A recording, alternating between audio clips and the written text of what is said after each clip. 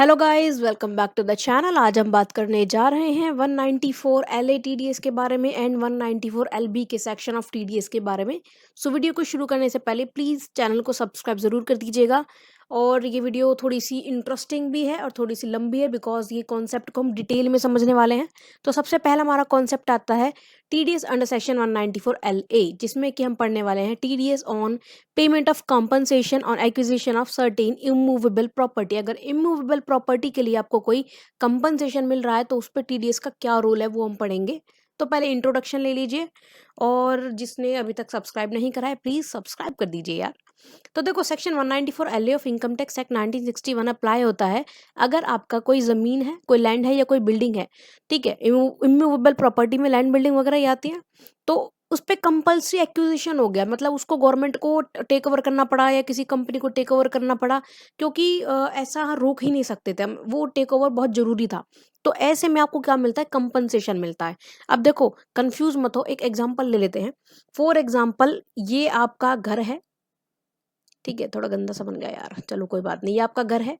ठीक है, ये आपके खेत है। अब यहाँ से जानी है जी, सड़क जानी है।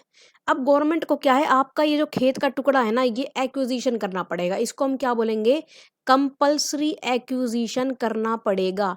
ठीक है, आप कहते हो भाई मैं तो खेत नहीं बेच रहा, एक्स का खेत है, एक्स कहता है मैं नहीं बेचूंगा।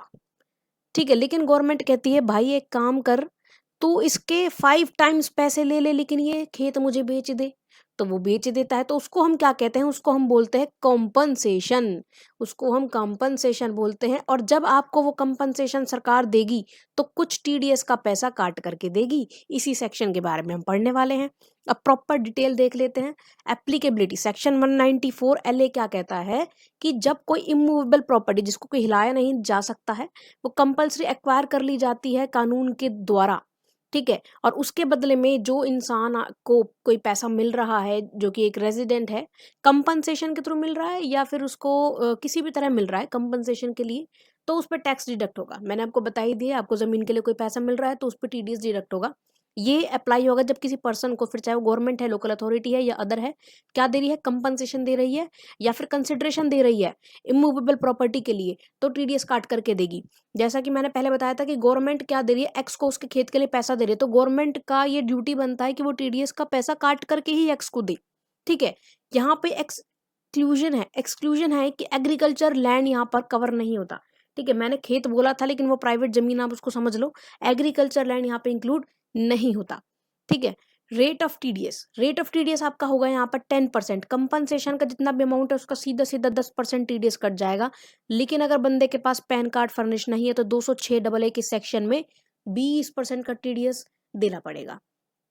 यहाँ पर एक स्पेशल रूल है कि 1 अप्रैल 2025 के बाद से जो 206 ए बी है ना, वो अप्लाई हो गया है। वो ये कह रहा है कि जो नॉन फाइलर्स है ना, जिनके पास पैन कार्ड नहीं है, उनके ऊपर अब हाईयर टैक्स रेट जो है ना 20% की, वो एप्लीकेबल नहीं है।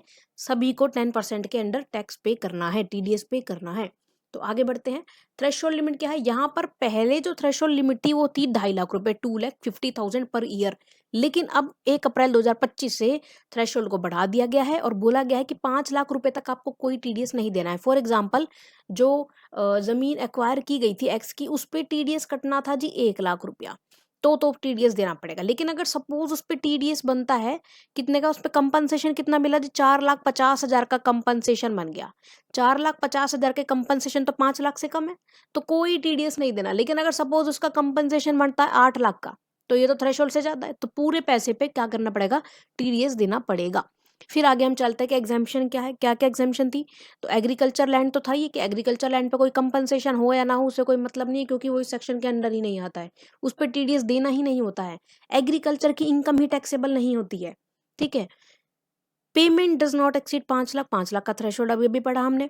Payment is exempt from income tax under specific provision. अगर कोई अपना स्पेसिफिक प्रोविजन है, जैसे कि रिहेबिलिटेशन स्कीम है, उसके अंडर कोई पैसा मिल रहा है, तो पेमेंट जो है एग्जेम्प्ट होगी, टीडीएस नहीं देना पड़ेगा।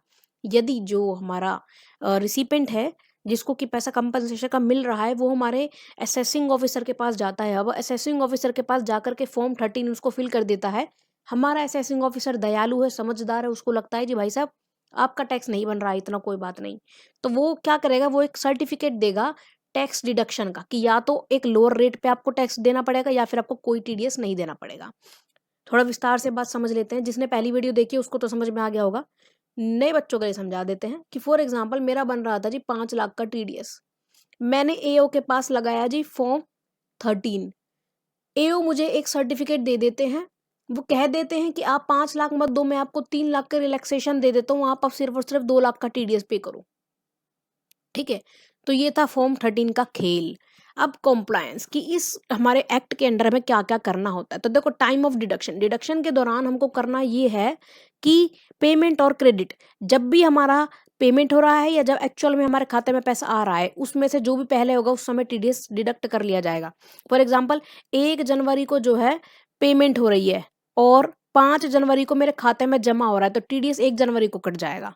फिर वो कहता है रिटर्न फॉर्म 26Q में आपको यहाँ पर टीडीएस रिटर्न फॉर्म भरना है, और टीडीएस सर्टिफिकेट जो पेई को दिया जाएगा वो दिया जाएगा फॉर्म 16A के अंडर, ताकि वो ये प्रूफ कर चुके कि मैं इस पैसे पे पहले ही टैक्स दे चुका हूँ, टीडीएस दे चुका हूँ। ठीक है, अब एक एग्जांपल ले लेते हैं, यदि किसी को समझ में नहीं आया है तो गवर्नमेंट ने एक लैंड एक्वायर करा, नॉन एग्रीकल्चर था, मिस्टर ए से।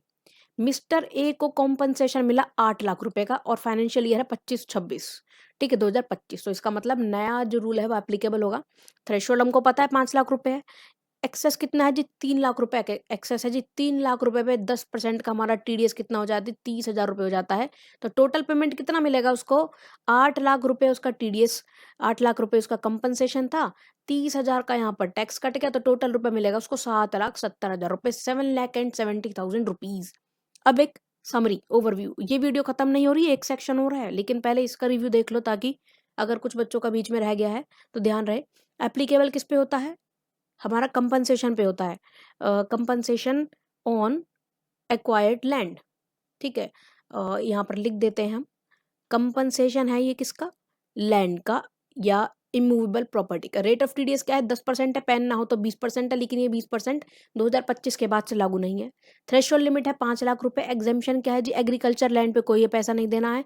कब डिडक्ट होगा? जब आपका या तो पेमेंट हो, जब आपका क्रेडिट हो। फॉर्म क्या होगा? टीडीएस का 26Q होगा, और टीडीएस का सर्टिफिकेट का फॉर्म होगा फॉर्म 16A। स्पेशल नोट, जैसा कि मैंने बताया कि 206AB के अंडर आपको 1 अप्रैल 2025 के बाद से 20% नहीं देना है।